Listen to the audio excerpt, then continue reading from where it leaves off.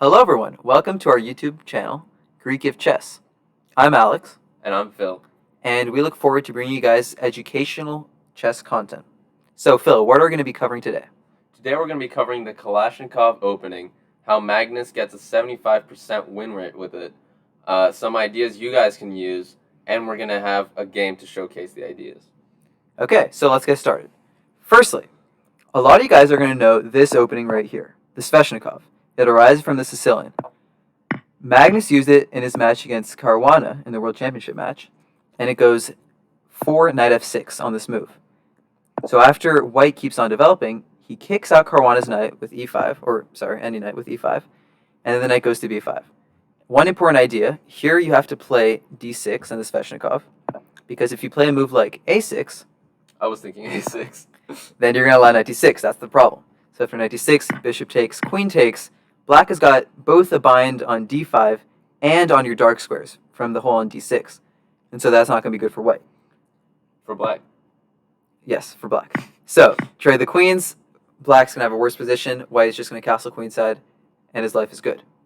So, instead of playing that in the Sveshnikov, not the Kalashnikov, black plays d6, then white pins pins the knight. So the reason that white plays bishop g5 here, it's a thematic move. White is just basing his entire play around the d5 square. This bishop can't control the square, but the knight can.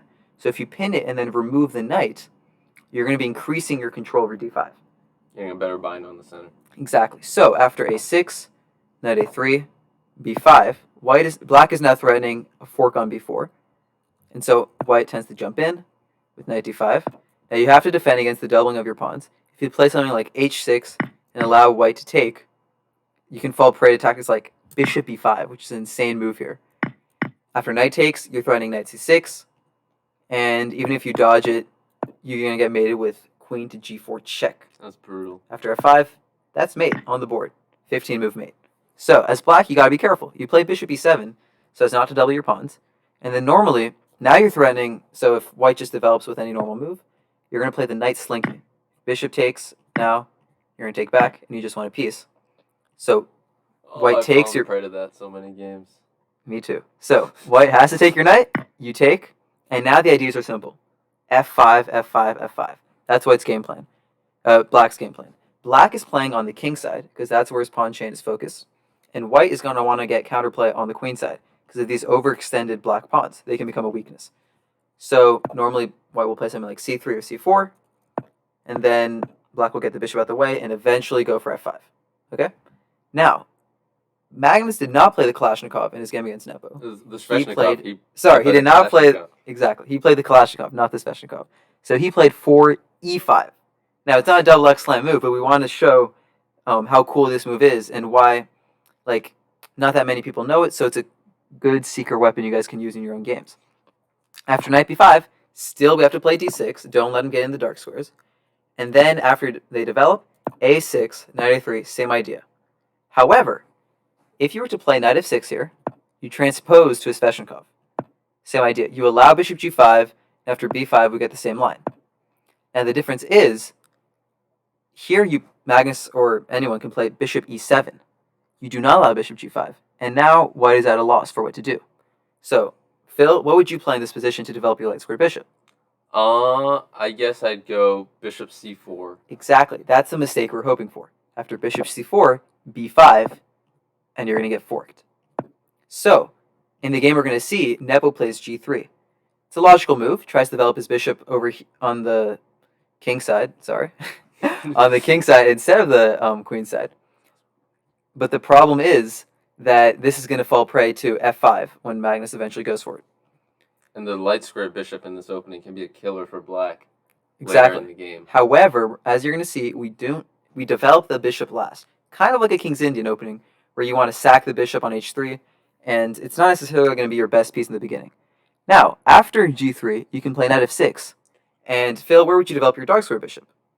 I'd go for bishop g5 here. Exactly. Looks like a solid move. We saw that in the Sveshnikov line as well. Exactly. And so in the Magnus game, we're going to cover why this is a mistake.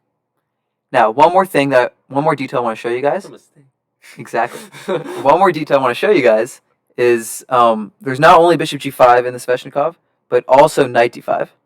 And so you have to take the knight, get rid of it, and now black actually retreats his knight.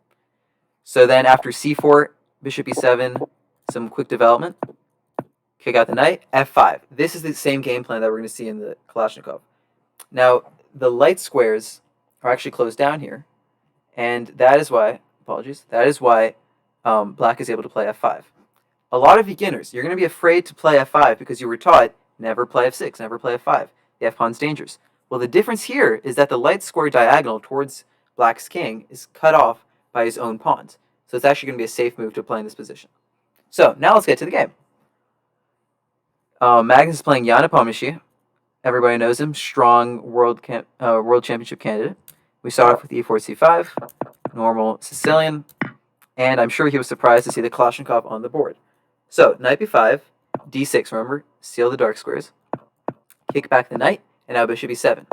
g3, knight f6, bishop g2. So now, Phil asked, why can't we just play bishop g5 like in the normal Sveshnikov? Well, the difference is that now we have bishop g4. So, white took a move and weakened his light squares, and now we can take advantage of this. If you block with bishop e2, I'm going to take, queen takes, and now a cool tactic, knight e4. If you take on e7, we got a series of exchanges, knight c3, take the queen, take on e2, bishop e6, retreat the knight, and castles. About equal, but black is up a pawn. White has some compensation, but we both agree that we prefer black here. Yeah, black has a big center bind. Exactly. This is what you want with activity. the Sicilian. Okay, and now if we go back, bishop g4, bishop e2, trade, we can take on e4 if they take with the queen instead of taking on e7. So after we take on e4, if they take on e7, we just saw that line. If they take back, we win the bishop on g5, and this is even better. We've got white no longer has the bishop in exchange for his pawn, and we have two center pawns, just going to castle, play f5, and weak light squares. So, Nepo did not play bishop g5. He played bishop g2, and then Magnus plays b5. Obviously, Nepo did not fall prey to b4. He jumps in the middle. Sorry, we skipped ahead a bit. So, he jumps in the middle, and now Nepo takes with the e-pawn. So, this is an idea that you guys are going to see, or that we already saw in the Sveshnikov. You retreat your knight to b8. So, there's also another move that the engine quite likes here, which is knight d4, jumping in. But the thing is that if you go forward, you're just going to get kicked back anyway. And now your knight is in a bit of an awkward position, nowhere to leap in. And it's blocking your f-pawn. So that's what we want to highlight for you guys. Our main idea in this opening is going to be playing f5 at some point. So if your knight is on f5, even though the computer thinks it's okay, it's not a human way to play, and we think that you guys should just retreat. So as you're going to see, this is the Sveshnikov retreat of knight b8, and the knight is going to be better deployed on d7. So you bring your knight back, and you're hoping to slingshot it back into the position with knight d7, and then going further up from there, and also while allowing yourself to play f5. Exactly. So castles, as we see knight d7, and Nepo begins his queenside counterplay, which is what we said white has to do, with c4. Magnus just ignores it and castles. cb5, ab5, and knight c2. So, wait, why can't you just take on b5? That's hanging. Exactly. So now, if Nepo takes on b5, it's actually a mistake, right? Because what we see here is bishop a6. Knight is pinned to the rook. He can't retreat. If you defend it with a4, we have a nice tactic where the pawn turns out to actually be pinned to the rook, and so you can't take back because you'll lose your rook. Now, if you play queen b3 in this position, we have knight c5, kicking the queen from its defended square, and after it moves to some place like b4, you have queen b6, can't move the knight, and you lose the queen. However, the funny thing is that Phil's beginner instinct is actually correct because the computer recommends sacking the exchange here. After bishop f1, f5, and a4, the computer thinks that white has enough compensation for the exchange because white is going to be able to push his queen side pawns and try and make a queen. However, we can't expect Nepo to see this, especially because the game was a rapid game. So, we get knight c2 instead. So the funny thing is that my instinct is to just grab pawns.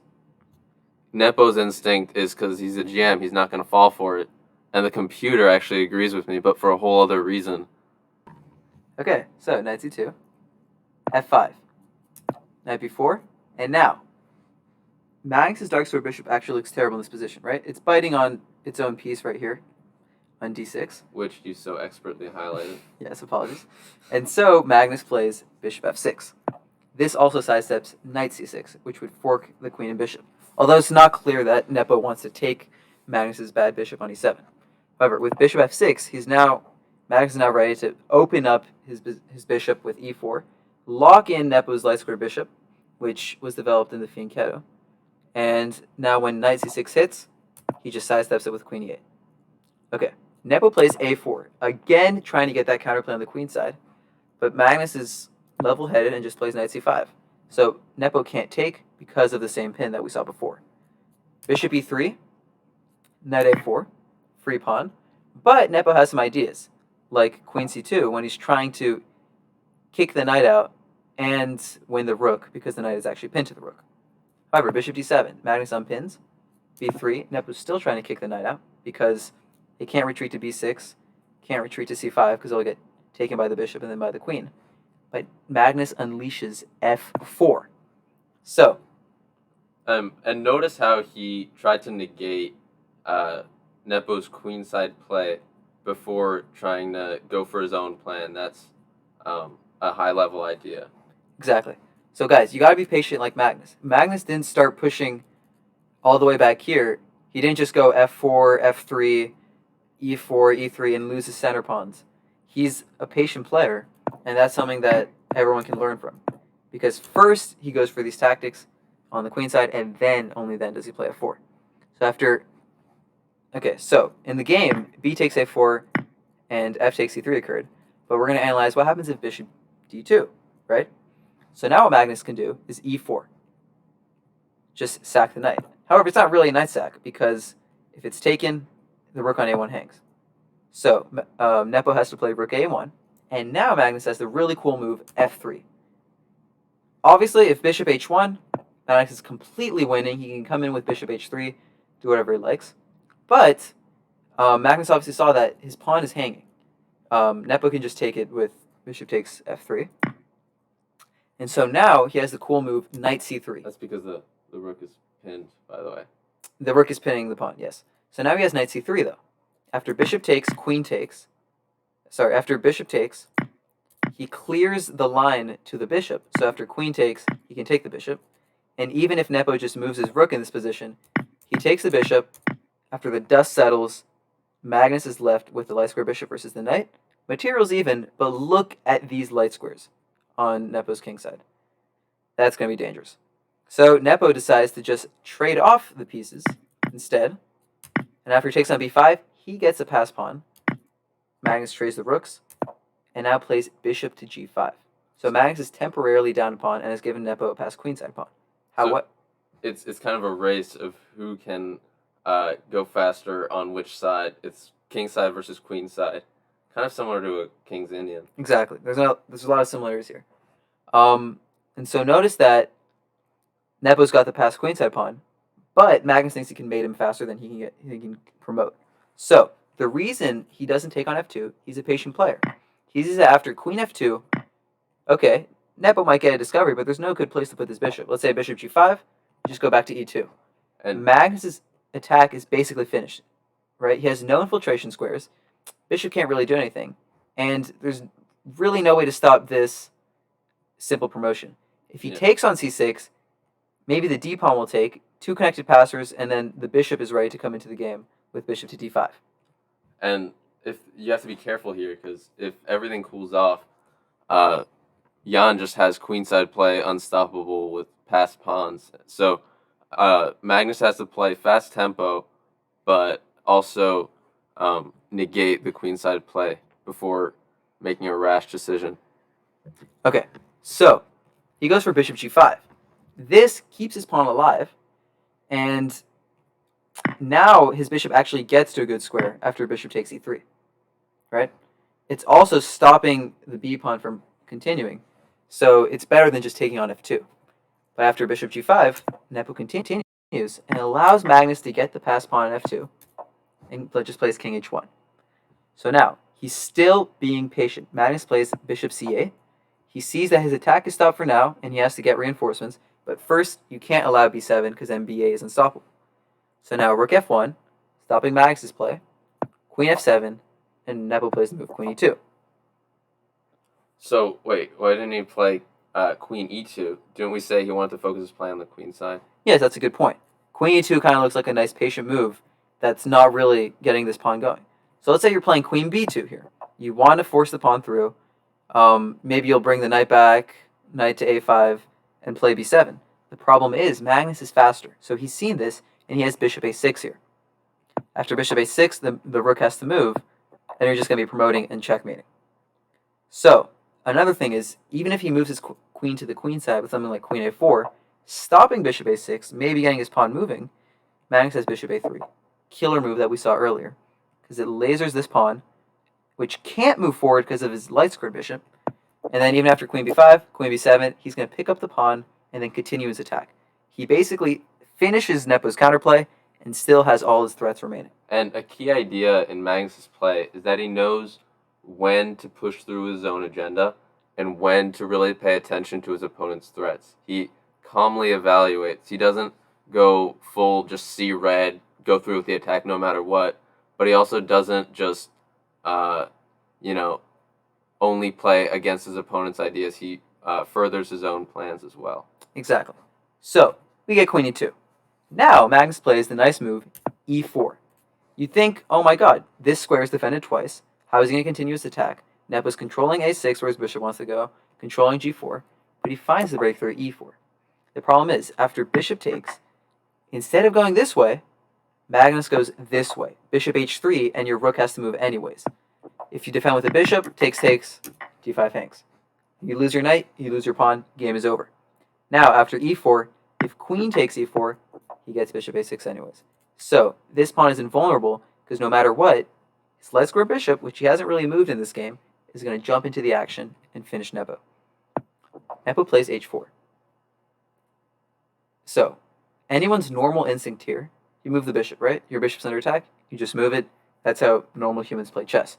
Problem is, you move it to f6, you lose f2. Magnus Carlsen is no normal human, though. Exactly. You move it to e7, it gets taken, knight takes, queen takes, and you'll lose f2 anyways.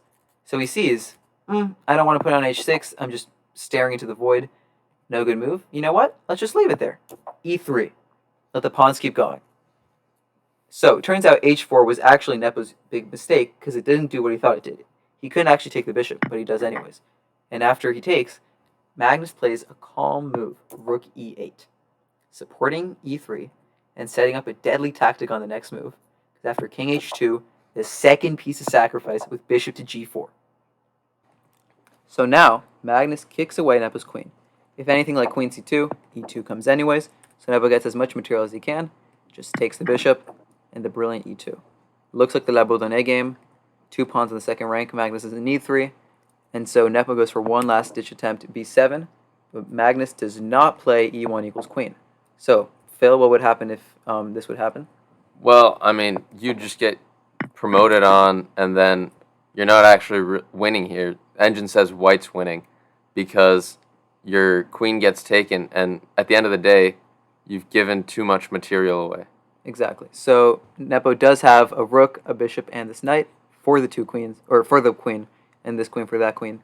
And so he would not actually take here, take Magnus's queen, because then Magnus gets a new queen. Yeah. But he just comes back, corrals the pawn, and wins. So instead, Magnus is just calm as ever, takes on b7, and then makes a second queen. From here, just clean up, easy for Magnus Carlsen. Comes back, threatens an exchange so that he can take on d5, and then threatens another exchange and manages to win the g5 pawn, goes all the way, g6, allows bishop d5 with check because he knows everything's secure. And here, Nepo resigns. So the 2 pawns on the second rank were scary, but these 2 queens, you just can't stop them.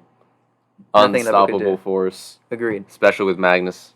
And so Nepo resigns, but I would have tried the trick king to g2. And Magnus would have fallen for it, because we all know how susceptible he is to these things. Not quite. So obviously there's a checkmate in 2 here, queen e2, king h3, and a beautiful queen h2 checkmate. But if Magnus falls asleep or something, some miracle happens and he takes on f5, there's a cool rook h1 checkmate after you block. So now, Phil and I are going to play a practice game for you guys so that you two can see how to put the ideas of the Kalashnikov into action. So, here we go. Phil's going to start with e4, obviously, and now I'm going to play a Sicilian so that we can get into the Kalashnikov. All right, let's go. Knight f3, knight c6. And then, okay, d4, open Sicilian. I'll take, he takes, and e5. Obviously, he has to play knight b5. He can't take me because that just shrinks my center. And here I'm threatening to jump in, as you might remember. Jump down to d6, so I have to play d6 myself. And now he develops his other knight to c3. I'll kick it away. Go back here, and now I play Magnus Carlsen's bishop e7. Do not allow bishop g5 if you don't need to. And the game commences for real. Now we've got the game. I'm not going to go ahead and blunder my bishop On c4. On c4 like we showed you. I also don't want to fianchetto because I don't want to be like Magnus. Like Nepo. Got to be original, so I'm going to go here. Okay, I'll go for b5. Slight subtle trick there. Yeah, He's obviously okay. Not Now, that subtle, seeing as we covered it. Yeah, I have to play rook b8 to stop bishop b6.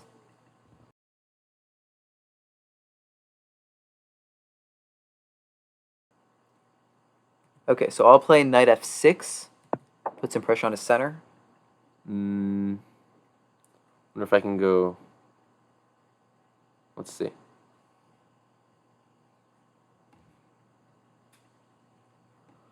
I'm kind of wary of pushing my f-pawn, but Okay. I think this is a good That's way to fine. support. That's actually a classic move in many Sicilian positions. Of course, I'll as just I knew. Yeah, Phil isn't exactly a open Sicilian player, but he's trying his best here. Okay. Let's see. Now, he does have control of d5, but maybe it's time to start. No buts. I'm just winning here. Unstoppable. Maybe I should resign. Is that what you want? Yeah. Let's see. I do need to get my pieces rolling. Let's start with bishop e6 development.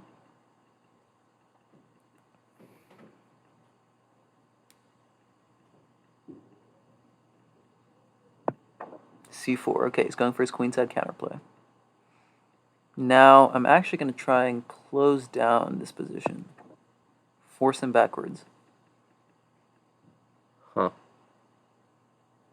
Yeah, I guess that does force me backwards. It does. Okay. Let's see what else I can do. I'm going to go for knight d7. Get your pawns rolling. Exactly. We're looking for f5, guys. This is what we've been talking about. In Kalashnikov, you gotta play f5. It's your pawn break. So it's not like that's a secret. Huh. a3. Okay. Solid move.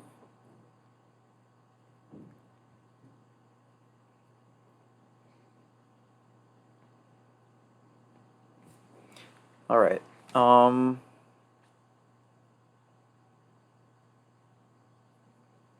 let me play b3. Yeah. Shove the pawn all the way. Saw b3 coming, but Get some space. I think I'm good.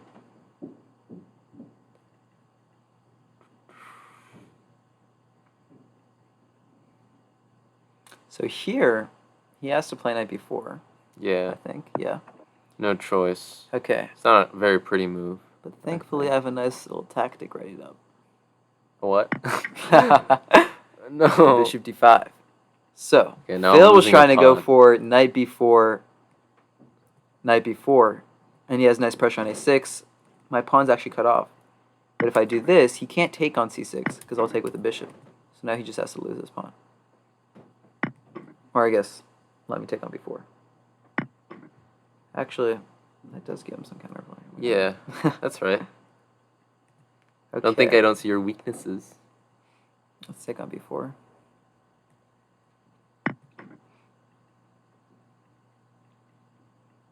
So now do I take with rook or bishop? The eternal question, what piece to take with? I mean, I think rook is better. Okay, so he's going for my queen side. Okay. It's pretty solid. But I'm going to... Oop, almost played g5. I'm going to keep going. Can't break against me. Sure. We're laughing because we know that he very much can break against me.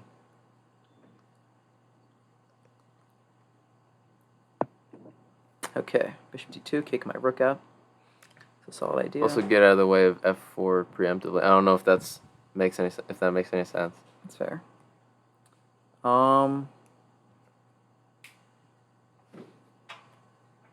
Maybe. Ooh, I don't know if that's suicidal. Rook d4. Okay, now what? YOLO. Ah. Whoa. Okay. Calm down a bit. Bishop is... Queen Pinned. can't really move. Bishop is pinned. I like it. We got pressure. I'm low on time. Yep. Go. Okay. Let us... Okay, I'll bring another attacker. And a defender in a way. Defends your advanced pawn. Some would say overextended. Not this time, bud. Rook c6, creative. That's right. Now let's I'm try creative. this. Not losing, I'm creative. Take on e4. Got take. Rook f2. Okay. Shopping. Oops. Oh, human rights violation of a move. Okay, it's over. I'll just... No. I'll probably resign. Yeah, I mean, oh, that's a mouse slip Mouse even. slip. Wanted to go All right, be we're coming in tricky. for the Yeah. checkmate. All right, GG. So, we hope that this video was able to teach you a thing or two about playing the Kalashnikov, some ideas you can use in your games. Guys, do not forget about f5. And then if you're playing against it as white, go for that queenside counterplay. Phil got something going in this game. So we really hope you enjoyed the video. Feel free to comment ideas. Tell us if it was too long, if you want to see more practice games, future video ideas, anything you think. And we'll be sure to check them out. And so this is Alex. And Phil signing off. And we'll see you guys in the next one. Bye. Go beat some people.